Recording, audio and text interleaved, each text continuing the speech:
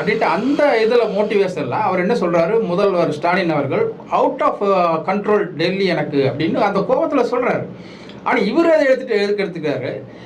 நான் என்ன சொல்கிறேன்னா, ஸ்டாலின் சார் அவர்களே, உங்களுக்கு அவுட் ஆஃப் கண்ட்ரோல் வந்து என்ன தெரியுமா, சட்டம் ஒழுங்கு செயலில் அவுட் ஆஃப் கண்ட்ரோல், போதை அவுட் ஆஃப் கண்ட்ரோல், பெண்கள் பாதுகாப்பு அவுட் ஆஃப் கண்ட்ரோல். இது எங்கே வந்து எதுக்கு முடிச்சு போடுறாரு அவர் அவ்வளோ ஒரு நிர்வாகத்தில் வந்து பலாயிரம் கோடிகள் வந்து மத்திய அரசு வந்து திமுகவுக்கு பலாயிரம் கோடிகள் தர வேண்டியிருக்கு, கிட்டத்தட்ட 30,000 கோடி தர வேண்டியிருக்கு. அந்த சூழ்நிலையில் கவர்மெண்ட் நடத்துகிறதே பெரிய இதாக இருக்குது, பெரிய ரொம்ப பிழிச்சு போடுறாங்க. அதே சமயத்தில் இவர் வந்து 4 லட்சம் கோடி கடன் வாங்கிட்டாரு 4 வருஷத்தில்.